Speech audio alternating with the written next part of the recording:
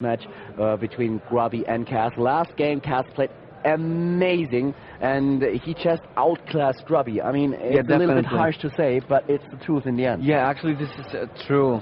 Kas played so well that Grubby actually didn't have any points in the game that he was winning. There was like always advantage because of Kas played so well. And now we can see another big map. This is Terminus. This is another big map, and I think we'll see another fast expand by both of the players. And I'm not sure if Grubby will go for the fast Colossi once again. I hope he realizes that the fast Colossi is not good enough versus Kas. He needs to get his upgrades as well, and he must secure his expansions as well. Is Kas doing it the same thing? But he's the Terran player, and the Protoss player must figure it out how to defeat Kas. I mean, you being a top-notch Protoss player yourself, Mana, what would you do? I mean, just think about it. If you realized, okay, I'm a little bit out of my depth here, would you go for a cheese play? And if so, what would you do? I would go for the cheese, but not for all-in. I would like to free gate into expand. This is one of the most famous build orders right now. This is some kind of fast expand, but with a little bit of aggression, with like 5 sentries, 1 zealot and 1 stalker. When Terran go fast expand, like Kas does it, like without gas right now, it might be very successful, and you can take out a lot of Marines, Marauders, or even win the game with that. What about a Void Ray push with 2 or 3 Void Rays, some additional gateway units that we've seen some Protoss players do? Do you think that you stand a chance if you play something like that against a player like Kas? Now we see that if Kas doesn't have any gas, so he will mildly do 4 rocks. So I think if Grubby would do the target build right now, it wouldn't succeed because Kas is probably going for the 4 rocks only Marines. But I can say that much about the Void Ray build order because I didn't practice it that much. I think it's not worth it because I prefer to play normal gateway units. The thing for Grubby is, well, basically I assume that, I might just ask him later on, is that in my opinion, Grubby has a lot of pressure on him. He has to show that he's really able to keep up with good players already. And I don't think that people would like it if he would just start playing a really, really hardcore cheese. Yeah. So I'm not sure if that actually limits his playstyle just a little bit, or if he himself just says, okay, I want to play straightforward games. I don't want to play any cheesing, but we have a free gate and an offensive pylon for Grubby right now. And we have a 4th gate, so this is going to be all in by Grubby. This is going to be 4th gate pressure right now as Kas is making expansion, and now he's making the 4 Raxes as well. Only Marines there, and we'll see if Kas will be able to defend the 4-gate push. Yeah, remind me to give Grubby a beer later on for proving us right. Exactly when we talk about that. So makes us look pretty good. And well, I definitely have to buy him a beer. Yeah. So right now we have the second command center coming up for Kas right now, and well, Grubby with the 4-gate, and he's not being scouted yet. So I'm not sure if this is the right thing that Grubby is doing. He doesn't have the 2nd gazer, so he won't have enough sentries to make to fight with, because Kas is making only Marines, and he need to have sentries to make a force shield and make a guardian shield as well. And now Kas scouting the main of Grubby, but it doesn't look like he scouted the 4-gate. And he might just even he could have run by. I think, oh no, he's fighting. I think with a situation faced with a situation like that, what you could actually do is do a run by. That's one of the main strategies that Naniva employed when he was facing Select in the competition in Birmingham. There were bunkers for Select, but as we could see, the 2nd bunker for Kas was not ready. And what Naniva did against Select, he just walked past the bunkers, lost the Stalker, and was in the main base of his opponent. There was nothing that Select could do, and Naniva took the game right then and there. So this might have been one of the things that Grubby could employ against Kas as well. I'm not sure, because he had like only 5 stalkers, and Kas had already full 2 bunkers, and still more Marines coming up from barracks. So I think he did the right decision that he pulled back. He don't want to lose those stalkers.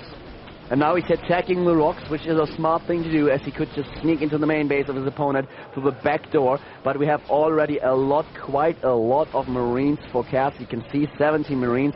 That's a huge amount of, that's a huge army. In the army supply, we have 30 army supply for Grubby, 23 for Kas, and about 28 to 35 workers right now. And Grubby is now moving in from the back. Do you think that Kas expects that? It doesn't look like it. Yeah, it doesn't look. And now he's moving, and I'm not sure if 1 century is enough to deal with this army. But look at this. Grubby has a lot of zealots and stalkers actually, but Kas is making a lot of Marines, and with his micro he can even defend that. And he has a perfect position, to be honest. The Zealots can't attack all of those units, and Kas doing an amazing job, but he has to use his SCVs. Yes, well, he's not out of the waters just yet, and we have more Zealots streaming in at the front, trying to kill the bunkers and weaken the defense of the Terran player. There are a lot of Marines and Stalkers with a little bit more range than the Marines actually have, are able to pick them off, and the Zealots are already in the main base of his opponent, of Kas, and just trying to attack his opponent. Oh my god, he's sneaking 3 of them into the worker line, and they are basically killing SCVs left, right, up and down.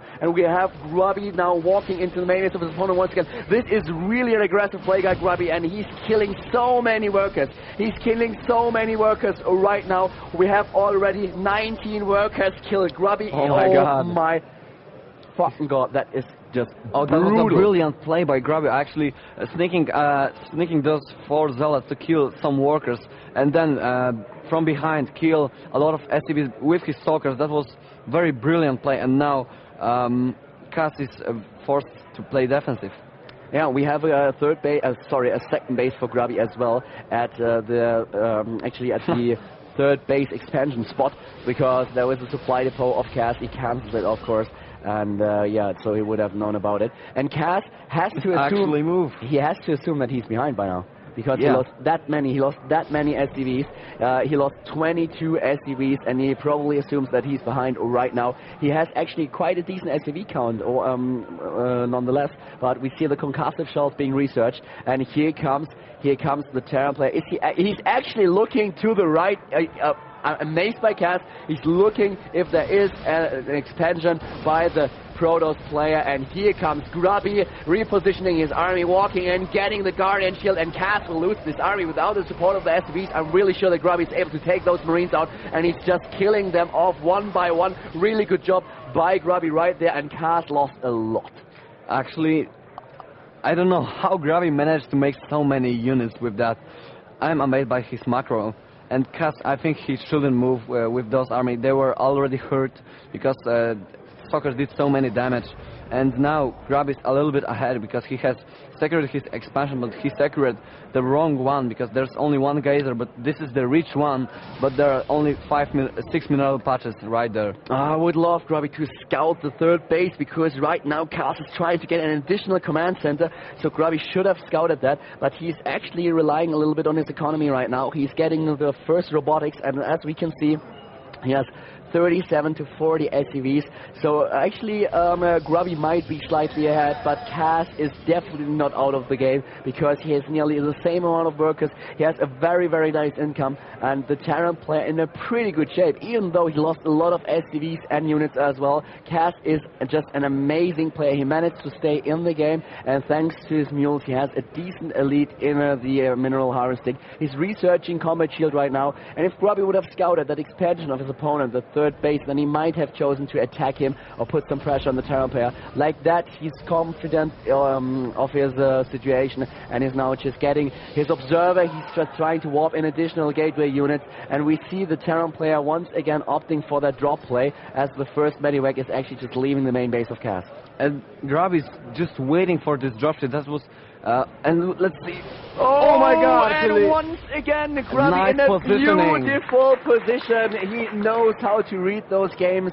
But yeah, as you already said, he is a player that originated from Warcraft 3, and he hasn't played StarCraft for a long amount of time. But it's amazing how well he already knows this game. He told me himself that he don't think that he has on the inside sets. He knows the game too well. I asked him if he would commentate with me, and he was like, yeah, well, I can, but I don't think that I'm really somebody who knows a lot about the game yet. I need to practice a lot more. But those positionings of the Stalkers and just the decisions he made so far prove that he really knows what he's doing. And I really hope that he for once, I actually hope he is able to play in the finals, but on the other hand, if he actually is eliminated by Kas, he will join me later to cast the final of Kas versus MC. And another once again, he does it. I mean, I have no idea how, but he has does it again. in his eyes. Yeah, that's the land map hack right there. I mean, seriously, if somebody would send me the replay of Grubby playing against Kas right there, I would say, oh well, that looks really, really fishy. Yeah. But we can see his screen, so we are at the LAN, obviously. So guys, this is not a map hack. This is just Grubby. Maybe he hears us, but it doesn't look like that. Even though he can't. We didn't even mention that. Yeah, we didn't even talk about those drops right there. And Kas is actually still ahead in food. It's 131 to 114. And his worker supply as well. The difference between supply is due to the worker supply. He's ahead with 20 workers. That's a lot actually for a Terran player, and he still has mules. So. And he lost those drops. Don't forget about that. I mean, that was amazing. Just look at that. He lost 1,300 more resources than his opponent, and he is still in a superior position. How does he do that? I think this is Terran, man. This is Kas. This is the destroyer of the world. This is the Kas. He can do everything he wants to. He's a very, very good player, and he knows the game perfectly. And while talking about the destroyer of the world, big shout out once again to Kevin Rotterdam and of course Ben the Muslim who are just watching the stream. Big shout out to you guys.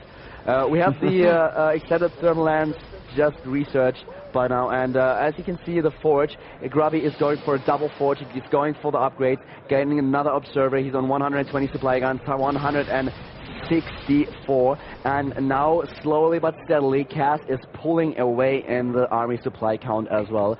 So he's researching upgrades, he's going for the +1 armor upgrade, and he's in a perfect position. He already has 3 bases. I'm really sure that we're going to see a 4th base of him really soon, and in the meantime the armory is being placed so he has the access to the +2/+2 upgrades. And Grubby once again going for the Templar Archives, but the Templar Archives, Twilight Council. But we see Kas moving in right now. He's moving in, and Grubby in the meantime cancelling that expansion. He was going for a 4th base, cancelling, and here comes Kas once again. Grubby researching upgrades, researching his charge as well. And now we have the Terran player approaching the 3rd base of his opponent, trying to snap the Nexus, take the Nexus. Is he able to take the Nexus out? He is able to, so no, he's starting to focus the army. That the force fields by Grubby. The Vikings are attacking all those Colossi, and Grubby trying to defend against the superior force of his opponent. The Nexus is down already, and Grubby is losing units. He's down to below 100 supply. This doesn't look good at all. Grubby trying to get another base over here, already scouted by one of the scouts of Kas. Kas just annihilating Grubby. I mean, look at that. Grubby being able to deny all those drops, to kill the dropships with the Marauders, with the Marines, and still Kas takes this game so easily. I have no idea how he does it, but this is really amazing. Kas on the top of his game. He claims to be nervous, but what the hell? I mean, look at it. He's playing just awesome, and he's not too greedy. He doesn't want to win this game straight away. He's moving back to heal his army and to kill the expansion of Grubby, and Grubby is forced to cancel it, and Grubby has only a sneak expansion, by the Kas, there is the sneak expansion, and Grubby is actually moving out, and this is the only thing he can do right now. He won't have the economic advantage in any point of the game right now. I think Grubby is actually losing this game. Yeah, he's behind with about 90 supply right now. Kas with an amazing performance, amazing amount of skill right there. Even though losing all those dropships, I would have actually loved, he would have paid a little bit more attention to the dropships, because they obviously have a bigger vision than the Stalker, so he could save those dropships. But still, just looking at him, his micro is just amazing. Grubby going for additional upgrades. Once again, a fight between those two players, and with a beautiful placement, we have Kas attacking Grubby from all sides. Moving in, Grubby GG's and leaves the game. Kas takes that series No, he doesn't make a decision. He takes the second game, my bad. It's the best of 5, so we will see a third game between Grubby and Kas.